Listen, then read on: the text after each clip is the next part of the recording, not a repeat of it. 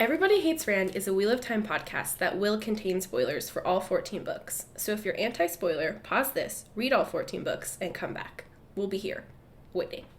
Our title is a joke and is meant to be taken as such. In the context of this podcast, everybody refers to us and our cat.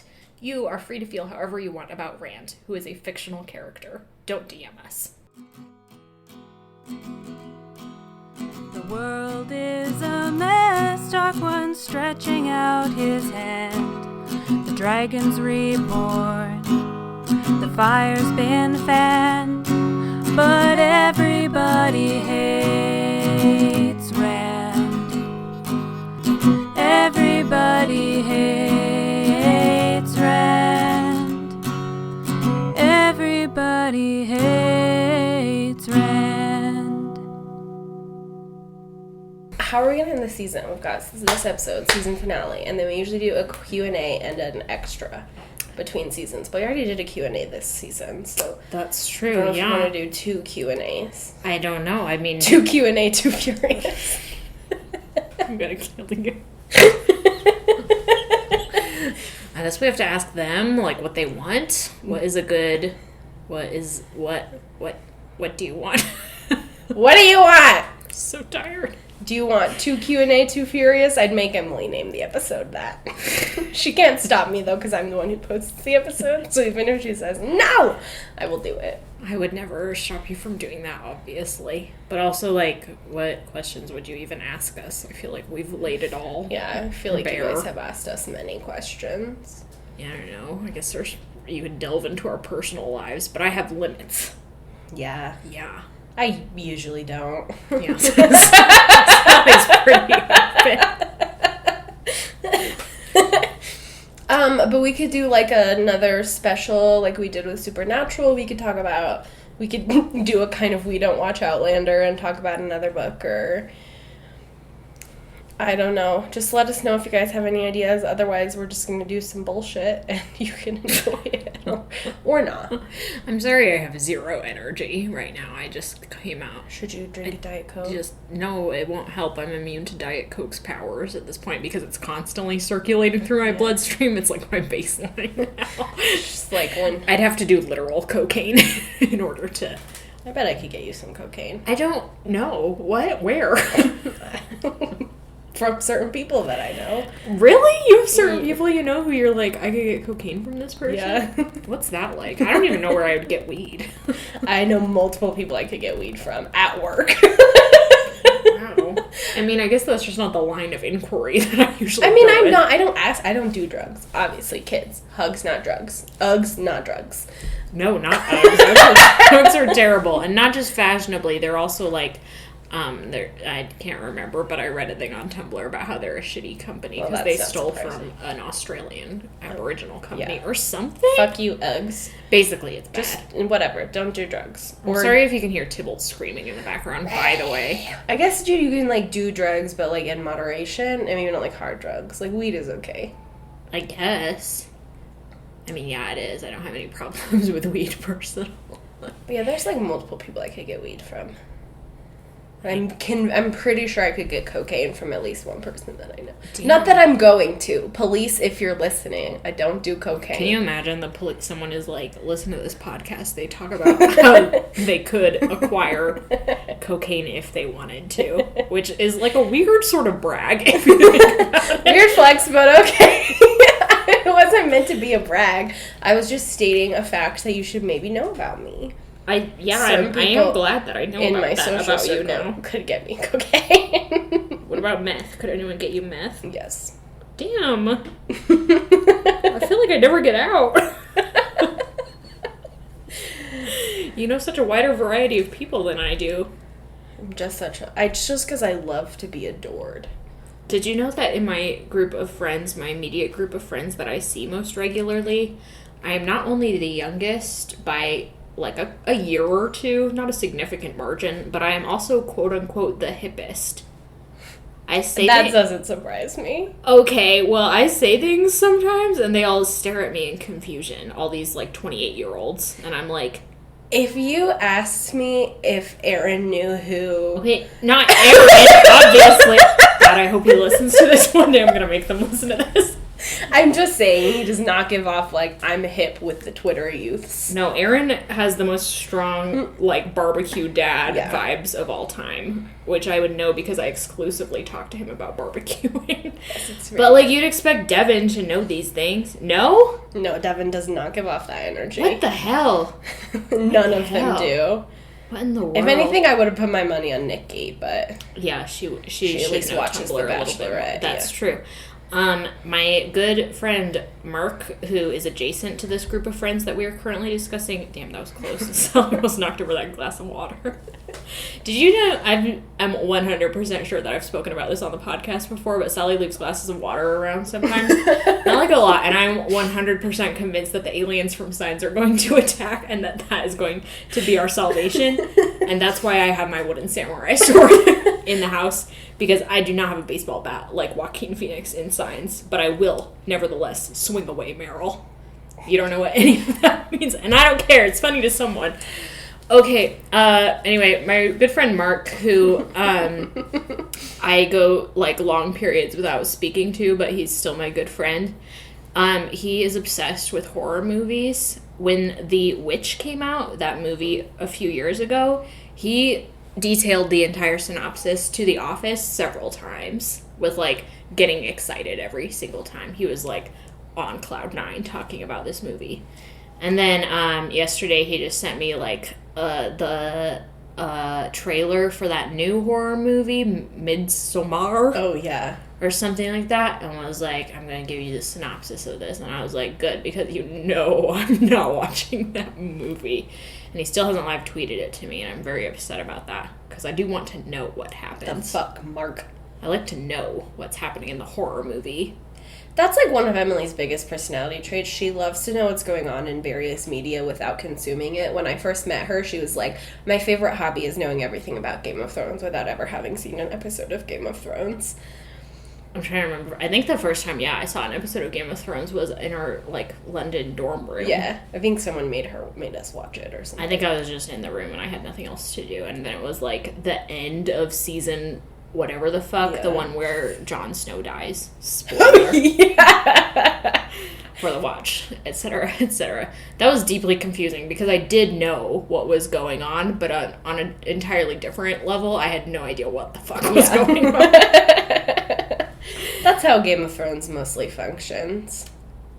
Yeah. Nobody knows what the fuck is going on. I'm so glad that show's over. Fuck. But yeah, that is my hobby. I do like to... this is why I have multiple people. Like, you know, people who could provide various drugs. I have, like, sources who provide me with intel on various media. I think that's important. Yeah. I think we've got all our bases covered. Yeah, I always know what's going on in The Bachelorette. But, well, I don't watch it. But I know. Why would you? But I know. Luke, what is he still doing on there? He's a dick. Yep. Luke is a dick name. I mean, it is. Sorry all if of you're the dudes on Luke. all of the dudes on The Bachelorette have dick names because 9 times out of 10 they have white frat dude names. Chris, Ryan, Brian, Tyler, Tyler, Brock, Scott. I think we just named like all of my uncles.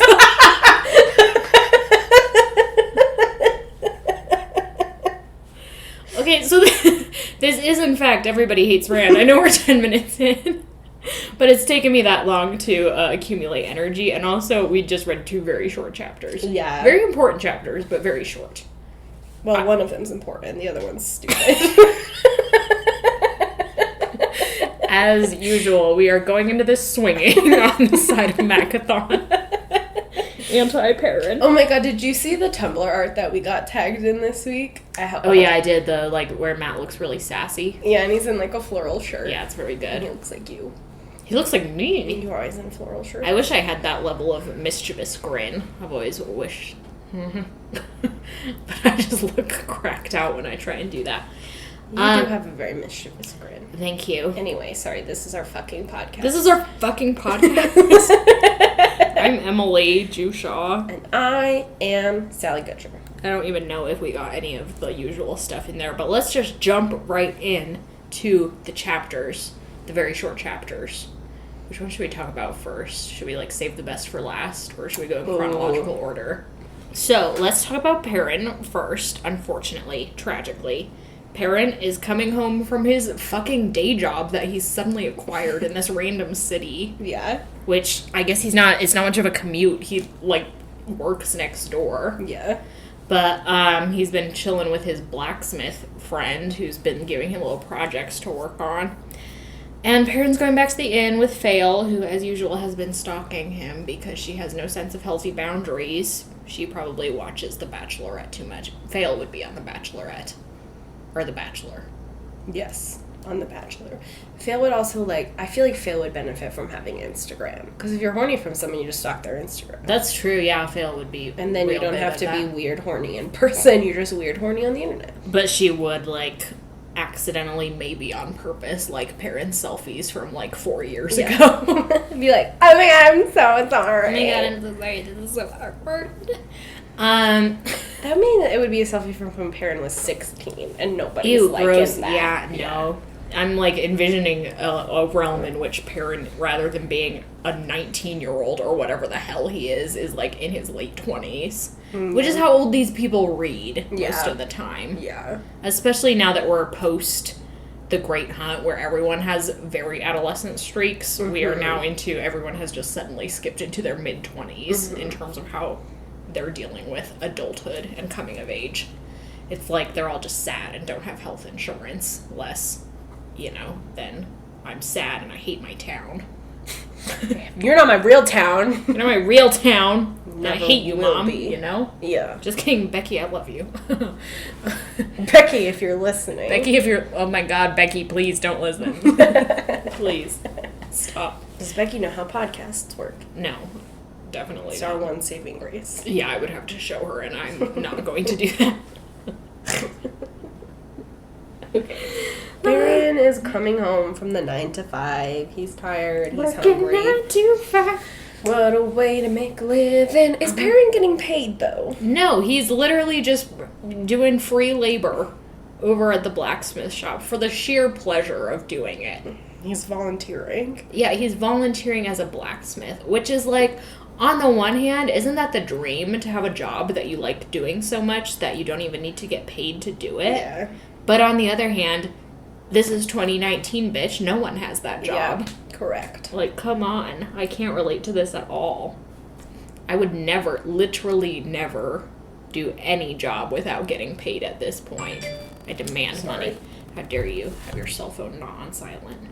I'm sorry, it's Joe. It's our fans. And I love him. That's I love true, you, Joe. Hi, Joe. I can't stop fucking listening to Hello Kitty by Avril Lavigne because you're a fucking demon. What? Avril Lavigne has a song called Hello Kitty? Yes. Stop this podcast. How did I not know that? When was it? It came out in, 2013. Huh. Obviously, you're not keyed into the pop music scene. Yeah, sorry, that is the one scene that I'm not. You are actually my source for pop music, so... Excellent. So what drug are you gonna get me? Wait, so... is this before or after Avril Lavigne was replaced by her clone? Was after, I believe. Okay, so this isn't actually Avril Lavigne. No. This is her. It's Lavril Avigne. Don't fucking joke, because Robert Jordan would name someone Lavril. This is my order, Lavril. Avigne. Or Avigne Lavril. Ooh, that's a really That good. actually sounds like a word name. You're welcome, Robert Jordan. Well, now we need to add... Giving you that one. I hope you're listening. From Avigne Lavril to Jeremy. And... Oh, is he in the posse somehow? Well, we have to figure out this character. Okay, what did we decide? Jeremy is the explosives expert, obviously. Larry's our point person. I thought Larry was kind of like the Matt Damon of the Ocean's crew, sure, and that he's just like the sweet innocent who's sort of in the game because he, that's all he knows. It's true. So then Lavril Lavigne, Avigne Lavril, I can't fucking remember. Avigne Lavril. Avigne Lavril. Or their name. How am I going to spell this in the episode title? Well, who are we missing? We also have Stephanie the Butch Wolf. Oh yeah, we do have Stephanie the Butch Wolf. And we kind of decided to give big, Kate Blanchett vibes, obviously. Yeah. Which means... She's our, like, Brad Pitt. Yeah. Kate Blanchett, second in command. Yeah. We don't even have, like Danny Ocean at this point. We don't Could have that any be Ocean. Avigne Lavril? No, because I kind of hate him. Okay. Avigne Lavril's a little bit, like, French and douchey. Yeah. So he's obviously Kyrie. Ironically, in the Oceans franchise, there's that French douchey character, the Night Fox. Oh, yeah, maybe he could be our villain. Maybe our villain. Ooh, I like that. Okay, we finally have a villain. And, like, there can be, like, a little bit of sexual tension between him and... Whoever. Yeah, and all of them The except characters Stephanie. who yet... Because it has to happen organically, people. Yeah. Don't try and give us characters out I'm of not order. interested. We might not fucking get the Ocean of the group until... Towers of Midnight. Yeah, who's to say? Yeah. Fuck. Well, we do have a villain now, which is important. Yeah, a villain is deeply important to a plot, which is something that Robert Jordan fails to understand. I'm calling my shots like Babe Ruth here. Yeah. Robert Jordan sucked at writing No, villains. it's true. As we talked about, all the Forsaken are, like, deeply unintimidating. And I do not give a fuck about the Dark One. Yeah. Like, ew, I'm a cosmic force of evil. Fuck off. I'm Mormon. I stopped believing that shit when I was 12. Come on. Does the Mormons not believe in a cosmic force of evil? No, they do, but I escaped that belief. That was my rebellion. I was like, listen, Satan was just... As John Milton told us many centuries Satan ago, was sexy. Satan was real hot. And the Dark One isn't, which is my biggest concern. Yeah, listen, if you don't have David Tennant rolling up in leather pants, I'm not interested in your demon. That's true. Who would David Tennant play in the Wheel of Time casting? Did we already talk about this last week? No, we did not talk about David Tennant. We talked about Keanu Reeves. Oh, yeah, Similar energies. obviously. Who would David Tennant play? The problem is everyone's so fucking young in this series, you know? I think about our oldies. And, like, those are the established... Like, you can get, like, Olivia Colman up in the mix playing an Aes Sedai. Yeah. But then we don't have any characters who are just, like... We don't have any men characters who are just, like, and I'm oldish. Kind of want David Tennant to play Talmanes. Oh, my fucking God. He's too tall for it, though. I know. That's the only... He doesn't have the right aesthetic, but he's got the right energy, you know? That's true. A very young David Tennant could play Matt Cauthon. Yes. Holy He's shit. He's got the body type, lanky as fuck. I guess he could play Matt's dad. Oh my God. Oh He my could play God. Abel. Just be like a fun cameo. Because, Yeah. like, who would you be expecting? Yeah, I And don't then know. it's David Tennant. It's a and you're fucking like, David Tennant. damn, son. You know, this explains so much. Yeah, of course.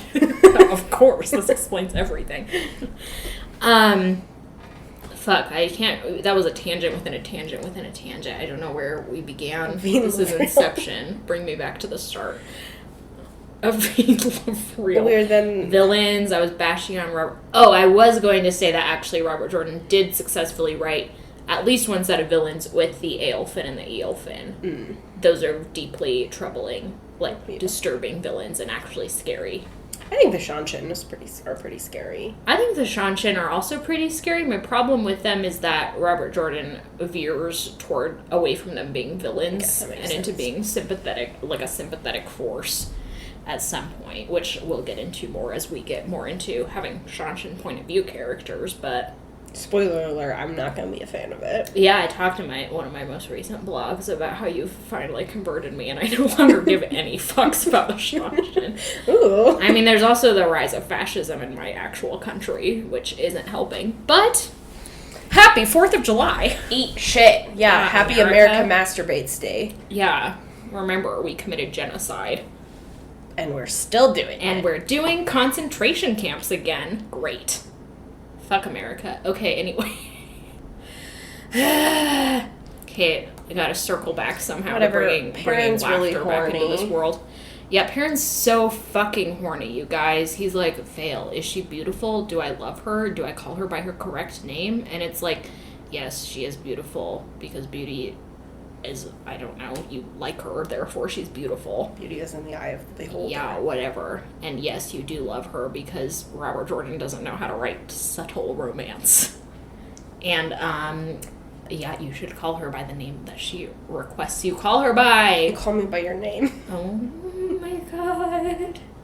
I hate that entire thing, by the way. I'm sorry. I shouldn't have brought that poison. Just Sorry. bleep me out. Sorry if Call Me By Your Name is really close to your heart, but fuck it. Emily really is just, like, bad in 100. It's the sleep deprivation. They're always good episodes when one of us is wacky. I just want my fish and chips. We have to watch... Okay. Oh, yeah, we have to double record tonight. Yeah, we do. We are double recording tonight, which I won't mind because I can be a lot wackier until we have faces, and also because you can, like, this podcast is structured where I'm supposed to synopsize, but we can be a little more loosey-goosey about that. You're the backbone of this podcast. No, I'm not. And I'm simply currently the the backbone of this podcast has scoliosis, bitch. I'm dying up here. Okay. That was a funny metaphor. That was a metaphor. It was you a good guys one, laugh? unlike Brandon Sanderson's metaphors. Read my last blog. They suck. Okay, Perrin, Faile are going back to the inn. They happen to run into Moiraine and Lan, who announce, as usual, without any warning whatsoever, Rand is in Tyr. And Perrin's like, oh shit.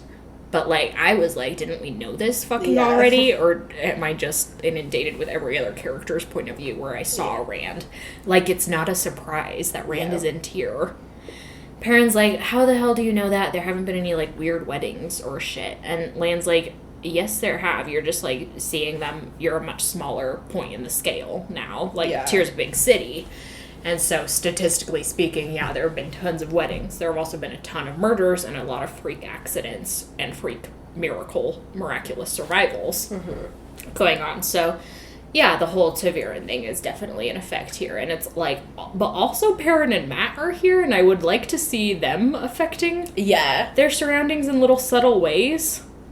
Like, I'd like for, like, I don't know, there's always, with Mat, it's always, like, coins and things standing on edge, and I'd like to see that as, like, you get closer to Mat. Yeah. How fun would that be? So fun. Just, like, tracking each of the Taviran by their weird effects. Yeah. Plus, I would love to be close to Mat. Yeah, obviously. Physically.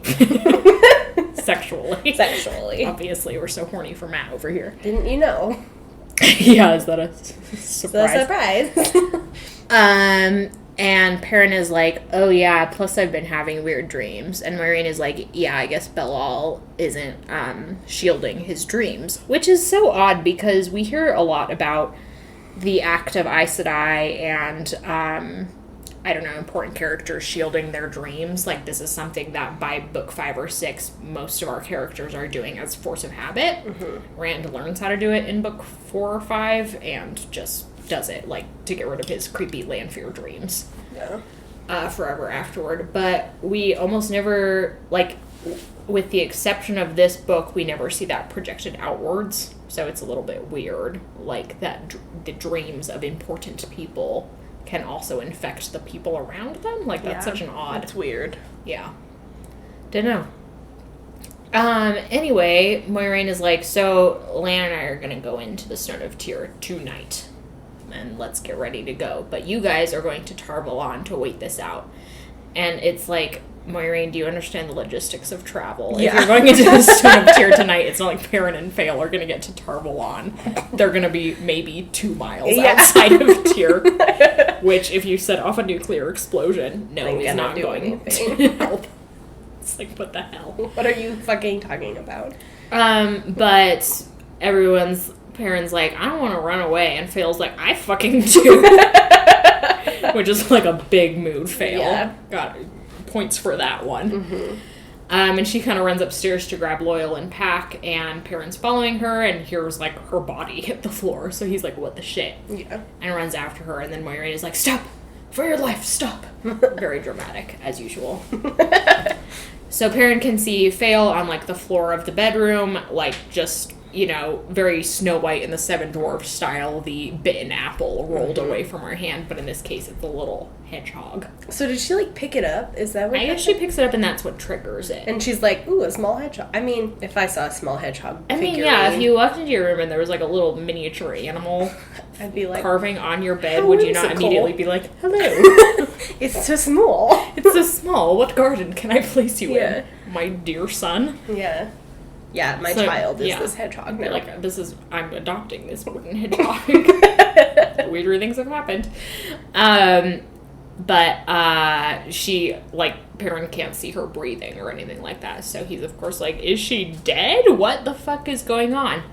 And Moiraine dithers a bit and then is like, this is probably a trap laid for me by the Black Aja, which, of course, is concerning, but doesn't really concern Moiraine overly. She's like,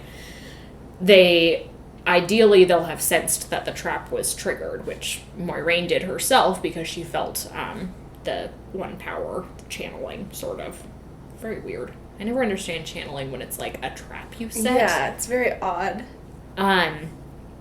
But she's like, they'll probably think I'm out of commission, so they won't even be expecting me, which is ideal for me. Less so for Faile, Yeah, who's gonna die if she stays like this much longer.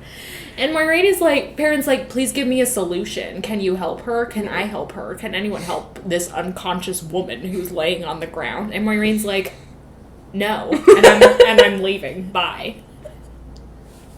It's seriously the most ridiculous scene. She's like, I think she's in the world of dreams, but fuck all if I know. Yeah, she's like, introduces to Perrin, finally, the concept of Teleron Riyadh. And he's like, are there wolves there? And she's like, yeah, I've heard about that. And so Perrin immediately, like, draws the conclusion, oh, this is something I do have some familiarity with. But it's like, yeah, but it's equally frustrating here. It's equally frustrating here that Perrin is, like, not even in the mix. Yeah. Like, Perrin's whole mission, his climactic moment at the end of this book is that he's going to be going into Teleron Riyadh to rescue Faile. And it's like, okay, that's fine for Perrin, I guess. But, like, in the grander scheme of what's going on here, this, like, huge prophetic moment, it's like, Perrin should be involved in some, like... Yeah. The cover of the fucking Dragon Reborn has all three boys on the cover. And it's like, yeah, because they should all three be there. If you're going to be like, these are my three main dudes. Mm-hmm. Like, I want them to have a few moments at least where they're all together. Yeah. Like, so much of the Dragon Reborn is about fulfilling prophecy, either consciously or unconsciously. And about the idea... the very well explored idea in epic fantasy that, like, destiny is something that is real.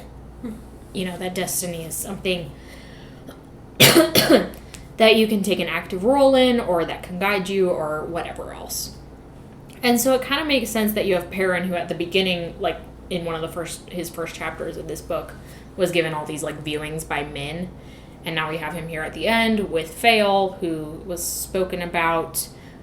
He also, like, just as a little side note, Berylane is mentioned for the first time in these chapters as, like, a character. But, so you do have this also very prophetic moment for Perrin, but it's frustrating that his big prophetic moment is his love interest. Yeah. Like, I know that's a thing in fantasy, but I've almost never seen it done in a satisfactory way. No. At least it happens to all the boys. They all have a prophecy regarding their love interests, in parentheses, because we have to have Rand up in this mix with multiple love interests. But, like, just switch the genders for a minute. How pissed would you be if, like, one of the girls was like, and here's your whole destiny. It's about your lover. Like, that would be infuriating. Yeah. And it's equally infuriating with Perrin. It's extremely... Because, yeah, like, the Stone of Tyr is a huge tipping point for this series where we sort of jump fully into, like, the main plot and all of its political and mythical implications. Yeah. The fact that Perrin is off doing this extremely... Like, I know it's important to Perrin's arc, but in, like, the grand scheme of things, it's, like, so small, like, rescuing Faile. Yeah. It's kind of frustrating. It's sort of set up for what Perrin's basically going to be doing for the rest of his arc, which is, like, developing his relationship with Faile and then just sort of accidentally at the same time stumbling into leadership roles and accumulating armies, you know? Like, Perrin doesn't do that shit consciously. He's just like, I'm but a simple blacksmith. I'm here to communicate with the wolves, protect my wife, you know, whatever. But it's like, that's not a character I'm really invested in. No! Like, Perrin's so boring. I'm all for, like, happy marriages and healthy relationships. Of course, this isn't one. But it's like, I'm trying to communicate that I don't have a problem with Perrin's monogamy or his heterosexual monogamy. That is all fine. I've seen it done beautifully in other works of fiction. My problem is that it's apparently his only defining trait. Apparently. You've done that joke before, and I hate you every time. That's my role on this podcast, is to interrupt your important literary litanies with stupid shit. Anyway, that's all a complaint. I don't know how to fix it or anything. I don't either. It's just like, why can't Perrin, like, go to the Stone of Tear? Like, I don't know what he'd fucking do at the Stone of Tear, but, like, that's not my problem. That's the author's problem. You were supposed to write it better. Yeah, like... Sorry I'm putting Robert Jordan so much on blast this episode. Robert it's just Jordan's like... up in heaven like, damn, girl. We're about to get into one of the most satisfying moments in the entire series, so I feel justified in being negative right now, because I'm going to be hella positive next episode. But, you know, it's just frustrating. But... we can still be pissed about it. I'm still pissed. Anyway, Perrin is like, loyal, watch my back, and then he fucking dives into Teleron Riyadh. Yeah, and Hopper's like, I think I touched her ankle before I passed out. Again, it's like that's fucking Snow White scene. Jesus Christ. This does have, like, very fairy tale elements to it. The idea of, like, rescuing a comatose person. Maiden, as it were. Yeah, from the world of dreams. Dreams are also very central to fairy tales. But we'll talk about them more when we're actually into Perrin rescuing Faile. Anyway, he shows up in Teleron Riyadh, and Hopper is like, what the fuck are you doing here? I told you not to come here. And Perrin's like, well, suck, I couldn't stay away because my boo is trapped in here somewhere. And Hopper's like, understandable. Let's like, be off. I got you. I'm your ride or die. Yeah, Hopper is such a ride or die. Yeah. God. Hopper's like, we don't appreciate boo's Hopper in trouble. Enough. Yeah. Let's go save her. Yeah, take a moment this week and just, like, light a candle for Hopper. Yeah, he's just like, fucking good. Throw one back. Yeah. For our boy. And we just kissed her fingers and raised him up to us. That was for you, Hopper. Love you, boo. Love you, boo bear. Anyway, back over to Matt, the real hero of this story. Matt's like, Tom, you got the tuberculosis. Parallels. Both these chapters are about men rescuing women, but it's like, here we have the interesting part of that, whereas Perrin is like, I could fucking die reading this. I couldn't give shit. But yeah, Tom is terminally ill, apparently. Just like hacking up a lung, and Matt's like, you're disgusting. Matt's like, this is horrible, and I should have seen this coming, because Tom's old as fuck. His immune system can't do anything for us here.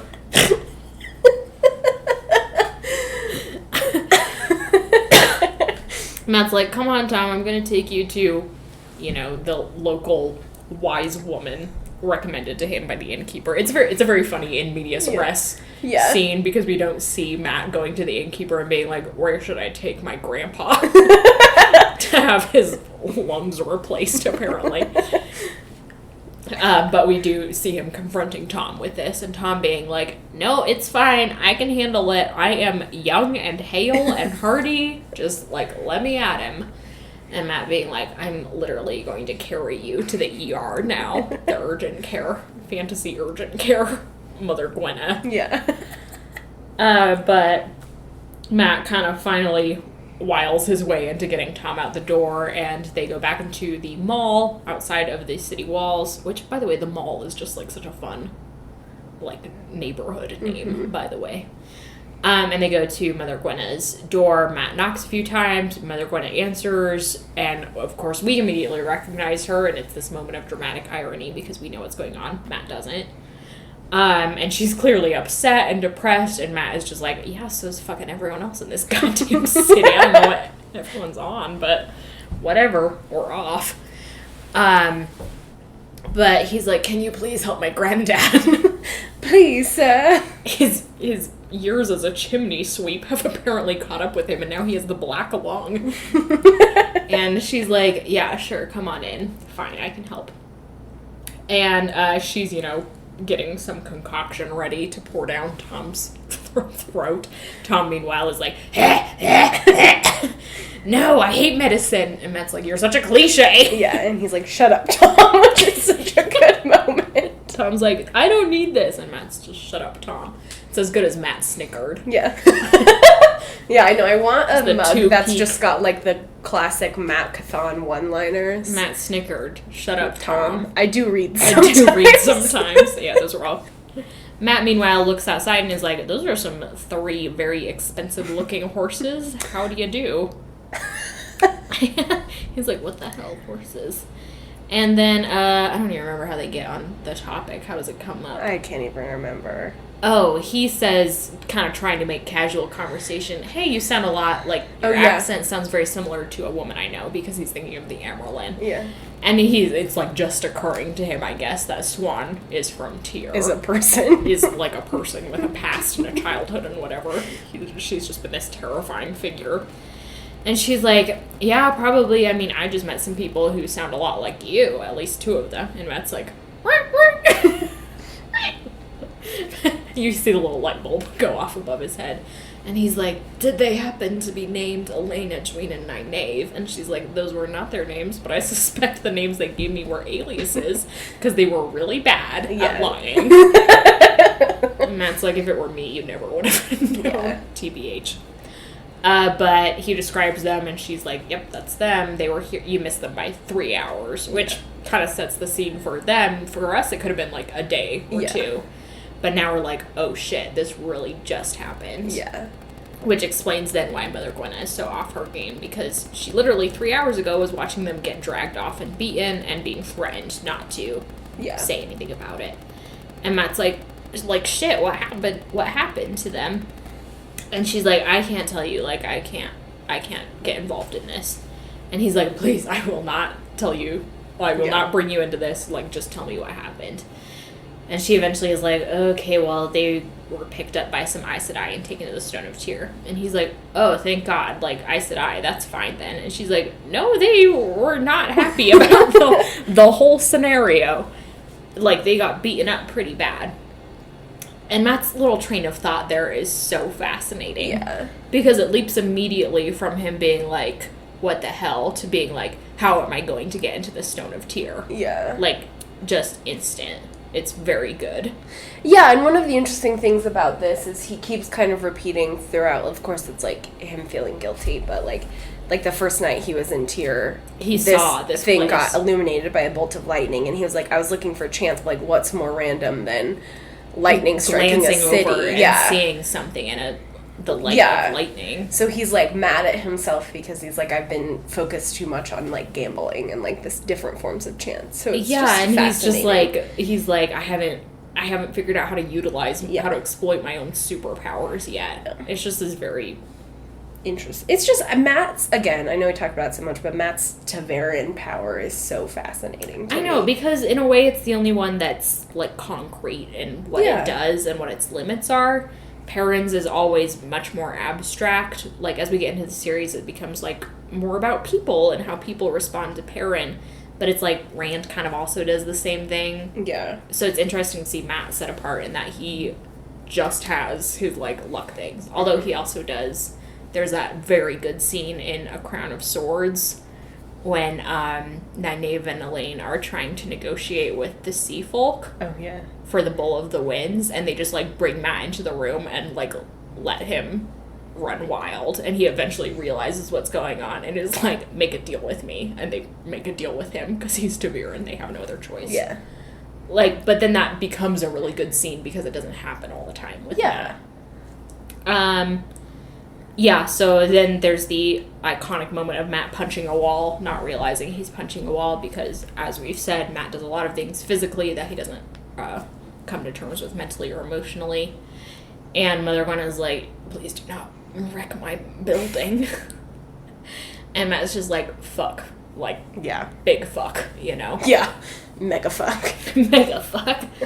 And she's like, listen, you can't do anything. And he's like, I gotta do something. I gotta get into the Stone of Tyr. He's like, can I leave Tom with you? And Tom's like, what the fuck?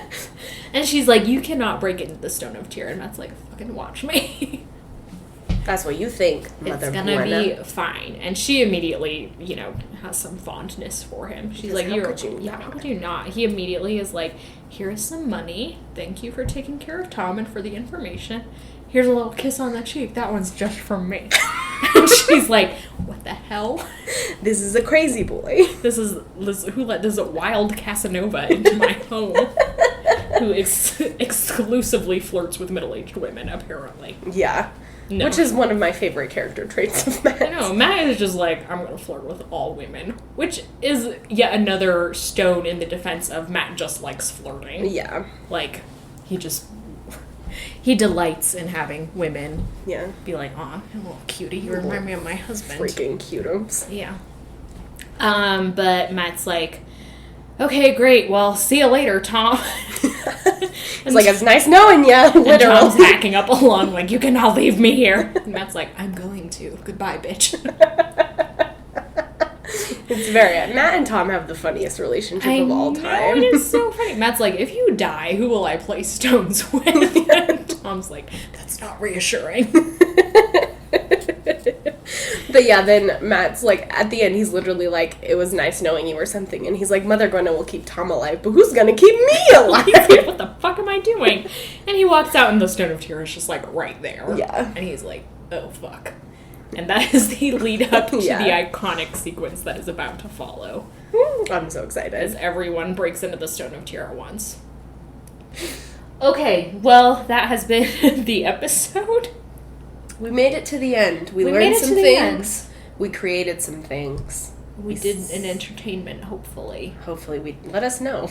Do we have any housekeeping? Housekeeping is, we've referenced Emily's blog so much this Oh episode. my God, We're I'm so gonna sorry. do. I'm not. No, I'm not trying to. no, it's very good. It's very good subliminal messaging.